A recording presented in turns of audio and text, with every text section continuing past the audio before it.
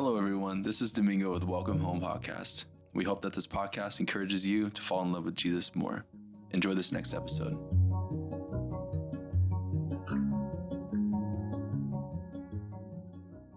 Yeah. So this is gonna be um like a little bit of like a testimony podcast. Um and obviously this podcast comes from this revelation, I guess, that God showed me this vision back in 2023 at the beginning of the year. What I mentioned in the first episode, like how it started and stuff. How I was inspired to start like a prayer room and stuff back home. Anyways, that prayer room is still going, and John just brought up that he thought it would be a cool idea just to talk about testimonies from it. So I'm probably just gonna talk about a couple. But do you guys have any questions or any suggestions or anything before I start? No. Cool. Okay. Okay, this story I'm gonna talk about actually it scared me like to death when it happened. But when I look back on it now, it's like one of the many cool testimonies that God has brought to the prayer room. So one day, I meet every Tuesday. Usually after like 3, 4. Recently, we've been meeting around 6 p.m. forward on Tuesdays in this area that we're allowed to use here in Newport, Oregon. And this story happened towards like the beginning when it just opened. I think the prayer room was maybe 2 months old, so roughly May, June. I was just chilling in the chair. There's nobody there yet in the prayer room, and I put on worship music and I just started praying, and I was kind of just like Lord, like bring bring somebody or something to the prayer room. And I was kind of like sitting there like, man, like what is it that you want for this place? Because there's nobody here and I want there to be people here so bad. And maybe I think I fell asleep and I wake up from a nap and I was sitting in the chair in this prayer room. And dude, I just remember hearing like like almost like I thought there was like a demon in the room. I like freaked out. I was like, yo, like what the heck? Not that I was afraid, but I was just kind of startled, I was like, what is that? And down the hall from the room, that's like how you enter the building. It's like there's a door and then a big long hallway, and then you get to the room where we're at. And I'm just like hearing something like I just heard the door open, like somebody walked in. Because there's like a little doorbell thing that rings when the door opens. And there was nobody else there. So I just heard it. And I was like, oh, cool, somebody's coming. And then I just started hearing this like demon sound. And I was freaking out. And I was like, what the heck?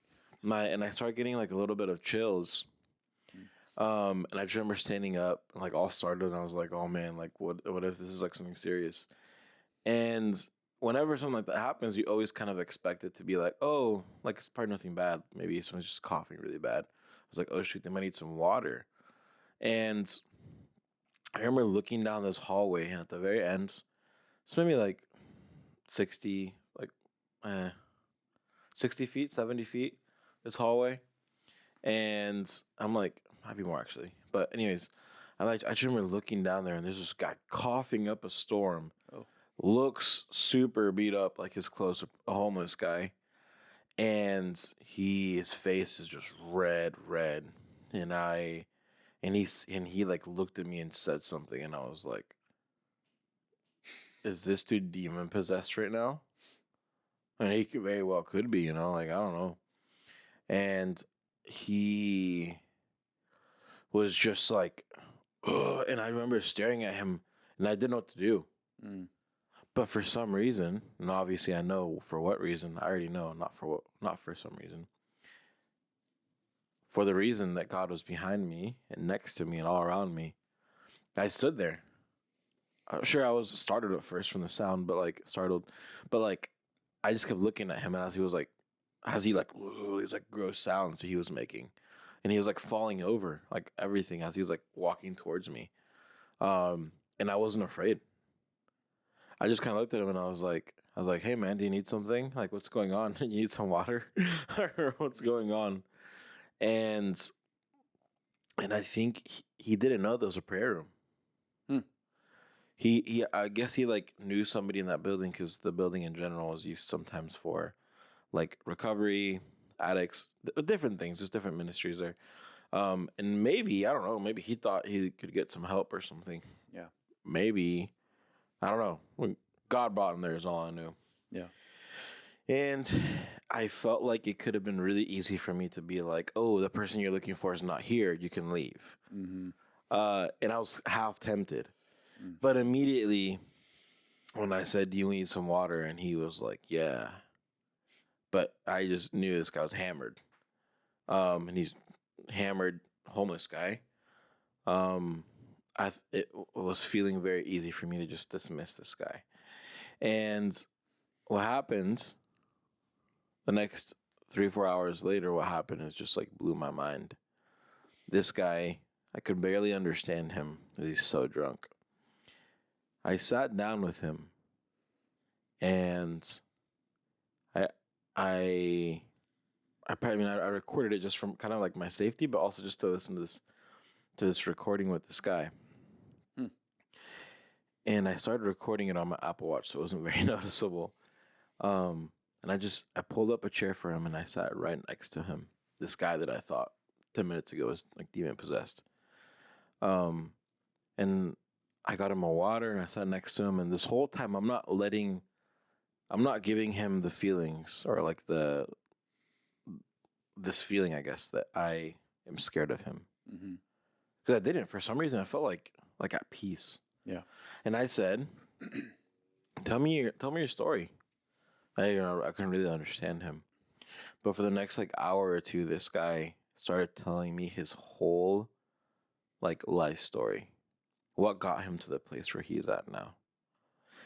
And That's cool. by the end of it, his voice went from being like completely not understandable to every word he said was clean. Mm.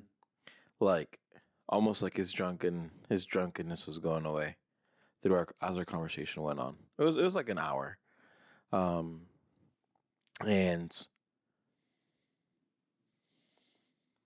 I mean, big chunks of his story. I guess I'm not gonna say everything and drop names and stuff, but like big chunks of his story like reminded me of my story. He was saying how he said, yeah, like when I was younger, I was protective of my younger sister. And he said that like one day he's like this guy from his high school who was drunk like ran over his sister who was like crossing the street and killed her. Wow. And he like held What the heck? and he like held her. Mm. And Whoa, what the heck? and he basically was telling me how he like went to the doctors and they told him that she wasn't gonna live. And he just says that he just remembers like destroying this doctor's office. Like just completely destroying it. And I didn't tell him anything of like really of my story. Mm-hmm. But I just remember hearing him and him talking about how for those of you who don't know, like for listeners, when I was like 14 years old, 15, I lost my like 12-year-old sister. And then I saw her when she was dead. And I remember that feeling of just kind of like the whole world kind of falling on top of you and you don't know what to do as an older brother because you feel like your role as a protector is like it's gone. Like you feel like you failed. Like your ultimate, the thing that makes you really happy, like you have somebody to protect, and then that person dies. Not gets hurt, not like something happens to them and you get to see them like they're dead. And I understood the feeling that he was saying, but like I think it's like even worse. Like at least with my sister, she died from like a disease. So it's like I kind of had some time to think, oh, maybe she might not make it. This guy was like happily walking with his sister. Nothing was wrong with her. And nothing was wrong with my sister either. She just like, they just messed up medicine on her. But I mean, with this guy, it was so all of a sudden out of nowhere. And then him holding her like that instant. From like one moment walking the street, like a minute later, he's like holding her, she's dying. And then he's basically said how he, in my mind, I was like, maybe this guy was like a drunkard his whole life. No. He said that as he's like getting more sober, as he's talking to me, he was telling me how before the pandemic, he had a wife and kids and a job that made over $100,000 a year. And he had a perfect life. And he says 2020 behind. He's like, and you know what happened? He said, I just couldn't get over my sister. He said, I had a drinking problem because I didn't know what to do. Whoa. He said, and because I couldn't let go of drinking, he said, I lost my family, I lost my wife, I lost my kids. He said, and he basically said that he's like, I live on the street. He's like, I lost my $100,000, $200,000 job. And I just remember like just sitting there and talking to this guy who he's just in the worst position possible. And I tried asking him about like what he believes in. And he gave me kind of like a classic, like, oh, I believe in this, and you don't know the history of the church, and kind of like a little bit anti-Christian answer. And I wasn't fazed by it. I was just kind of like listening to him. I'm not going to cut him off or be mean or anything. Like he's obviously, I mean, being vulnerable enough, and also God's doing something, because this guy went from being completely wasted to like drunk, which can happen, I guess, for a person who's used to it fairly fast. But I mean, like an hour going from completely wasted to being upright and talking straight is like unheard of. You know, like that happens in a longer period of time. So he's telling me this, and I thought it was really cool that I was able to get to tell him about like the hope of Jesus. And I was like, and the way I presented it was like, I know you've probably already heard this, and I know how you are sharing some stuff that like that you believe in and all that stuff. But I do want to tell you that the Lord has a place for you, and the Lord can heal you. The Lord can bring healing to your life. I just remember just having that conversation with him. And, you know what's really cool is I don't really know where he's at now. But there's a guy named Carlos who runs the building there where the prayer room is. And I'm pretty sure this guy, he knows that guy. Mm-hmm. He does, obviously, because I think he mentioned his name. And I was like, man, I really hope this guy meets Jesus. What's really cool is like 3-4 months later, I went to this like softball game that like the church has. The church has like a softball team, and Carlos is on it. And man, this guy Carlos, he's just such an inspiration for like addicts and for everybody. Just and for that building, there's so many ministries there, and he's just like a man of God there. And I saw the guy, the guy who was a drunk that came in. I saw him there, and he was rooting for Carlos's team. Dang. And I don't know. Like, it was just the coolest. I'm not saying I did anything. I'm not saying anything like that. Obviously, Jesus did everything. And Jesus used Carlos in a huge way, probably, to help speak life into him. Mm-hmm. But I am just so glad that I was able to be a little fly on the wall for this guy's like story. Mm-hmm. That his life like isn't over, and that Jesus has so much for him. And I remember him leaving, and remember that feeling I was talking about, like Lord, I hope something happens today. Like I hope like what is this prayer room for? Like all those like little feelings I was having or praying for before that guy came in.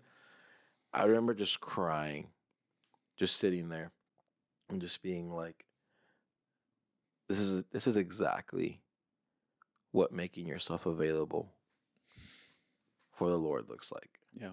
Mm-hmm. This is exactly what this prayer room is supposed to be for. This is exactly what like Welcome Home is about.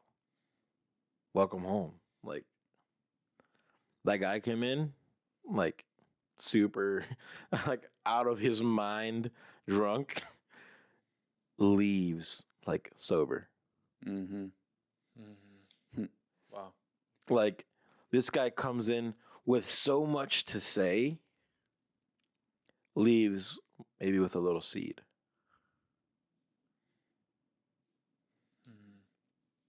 And man, that's one of like so many testimonies that the Lord has brought to the prayer room. But I want to ask you guys, like, if is there anything that like came up in your minds that you thought was cool or anything about that story? And obviously, I think the whole story is cool. But just like where it started, like my feelings being like afraid to like the end of it, and like there's so much like hope. I think is so amazing. Yeah. That's wild. I like that. I like that he like there was a noticeable difference from when he came in till when he left. Mhm. That's pretty awesome. That's the Lord for sure. I liked what you said too about being available and like ready. Like I thought about Welcome Home, like and the prodigal son. Mhm. How the father was like when his prodigal son returned, like the father was ready. Like he was just he was ready to throw his coat over him and give him his ring and like just have a party. That's really cool. And you know, in that moment, like you had that heart too. Like when this guy came in at first, you were just like, Yeah. what? But then you know, you just were available for this guy, and he just talked. And did he? Was there an interaction at the softball game at all, or no? You just like noticed him. I didn't recognize him. He looked like cleaned up.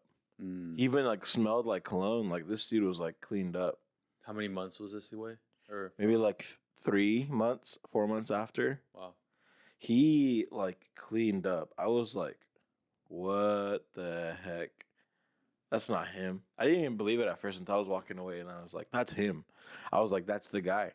And I even like talked to like my girlfriend Erica. I was like, that's the guy that like walked in there that like scared me to death because I thought I was gonna die at first.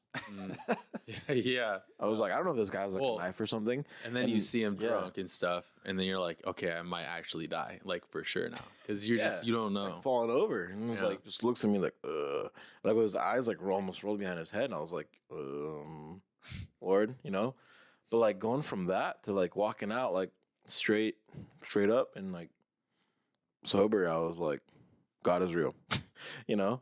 Like I already knew it, obviously, but just it's one of those moments where you're just like, yes, like the Lord is real.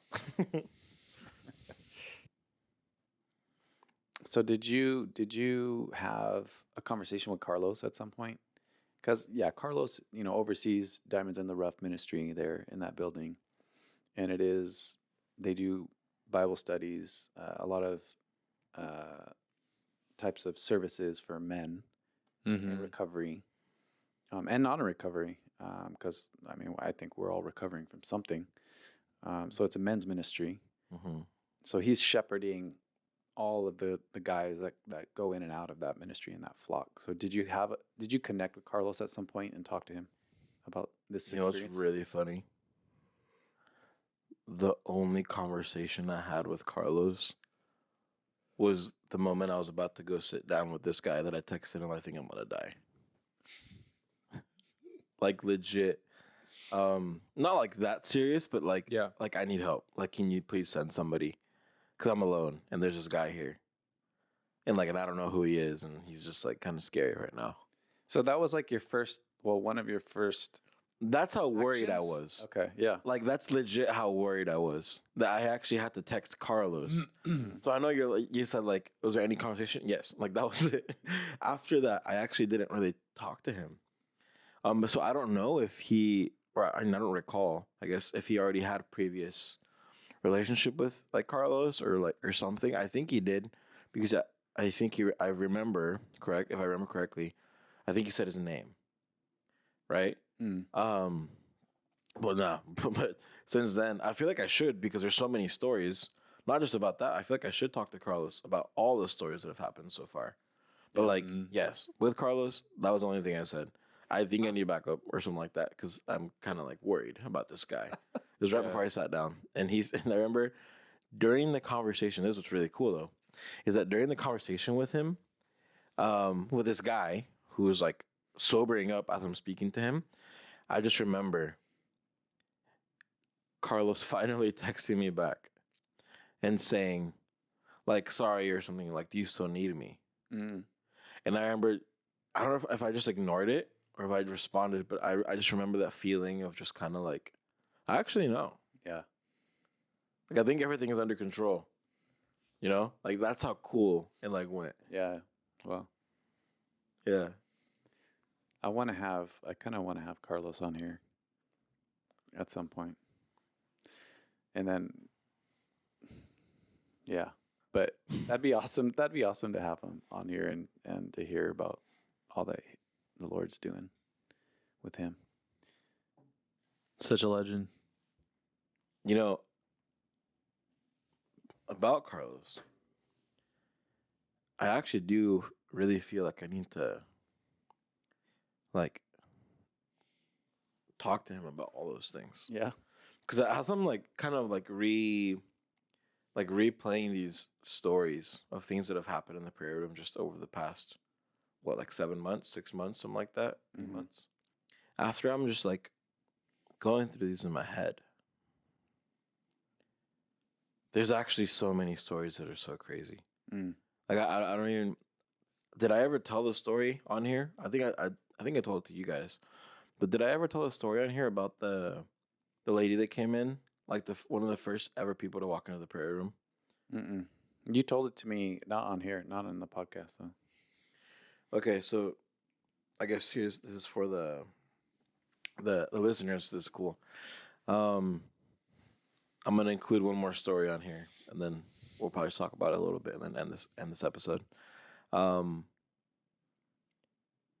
man, the first day the prayer room opened, this is right after I talked to Carlos, and I was asking him if we could use if I could use the A room in the ministry building for the prayer room, and I just remember like the first day, the feeling of just like kind of praying over it, and not really expecting anybody to show up because it's the first day.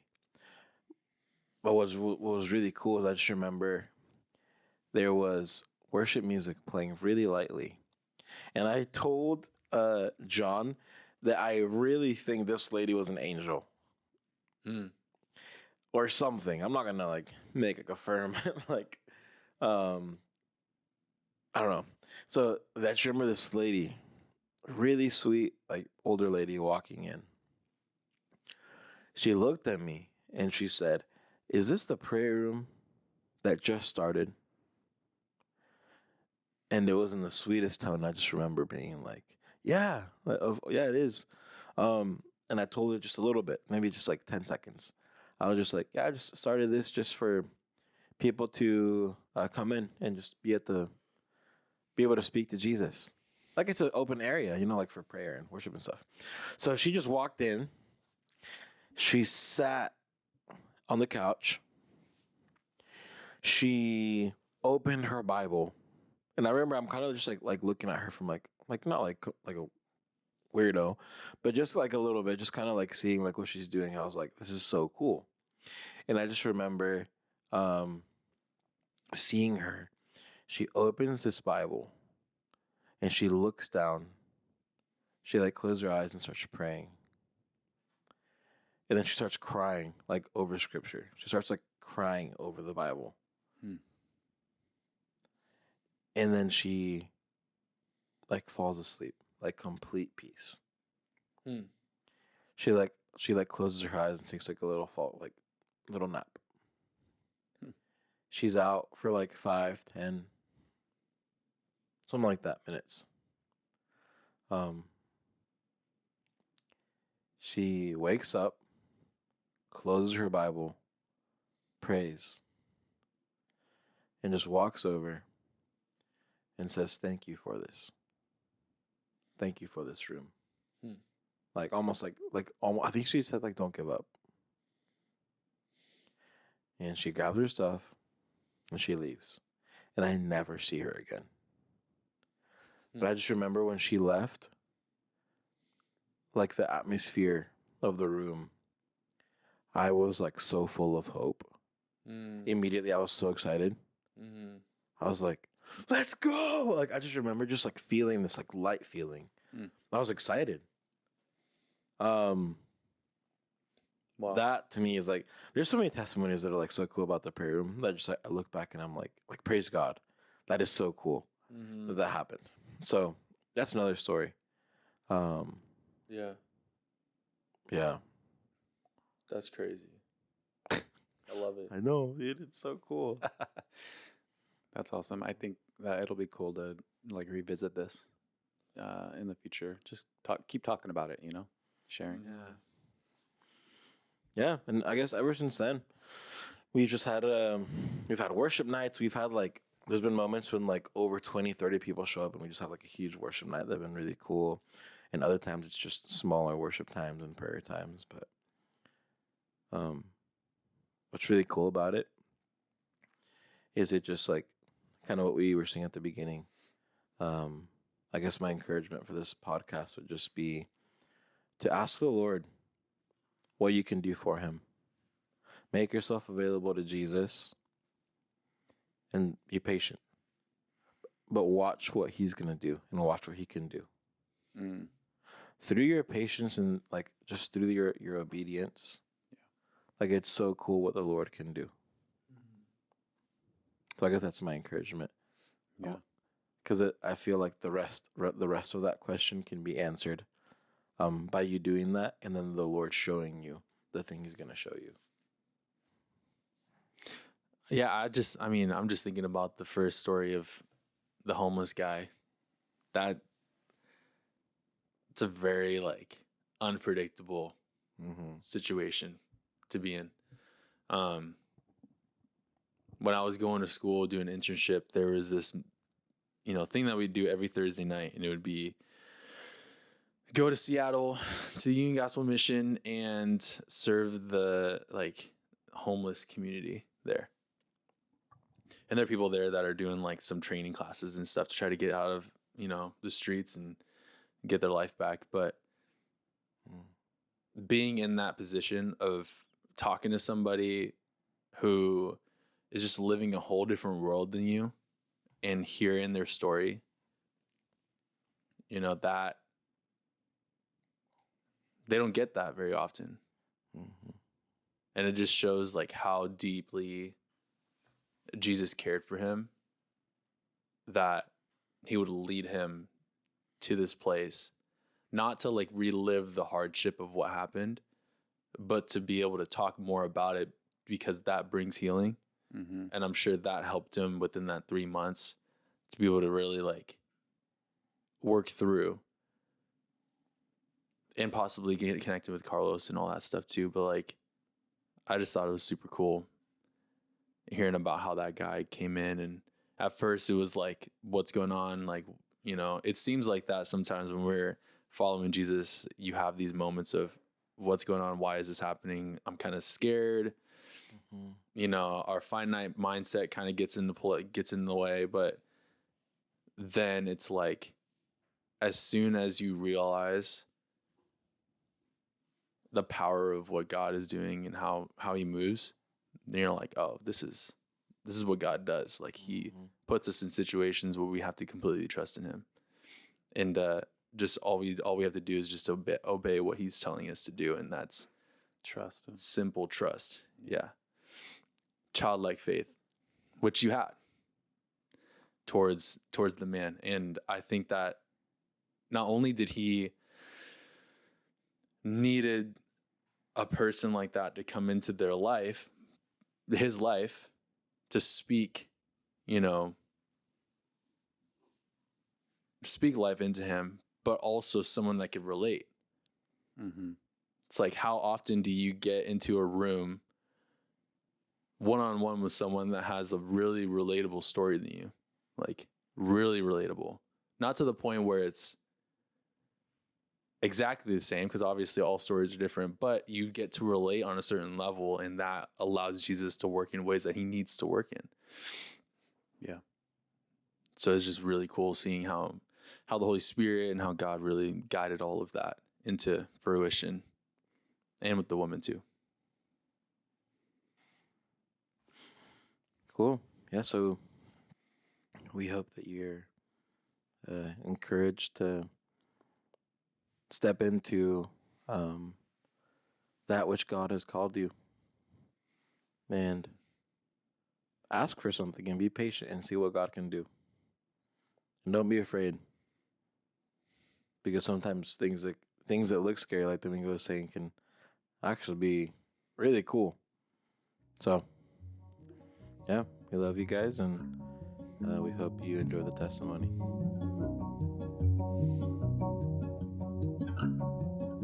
You just listened to Welcome Home Podcast. For more information or content, please visit our Instagram, Welcome Home Prayer Room. Thank you for joining us, and we will see you next time.